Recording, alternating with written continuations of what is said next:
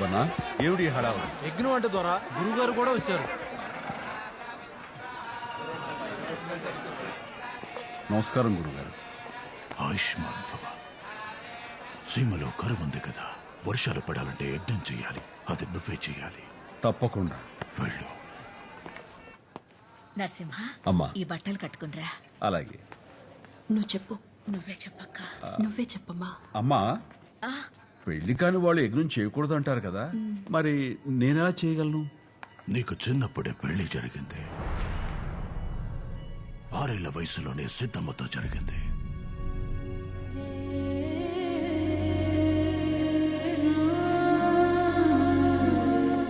నీ చిన్నప్పుడు కూడా సీమకి ఇలాంటి కరువే వచ్చింది.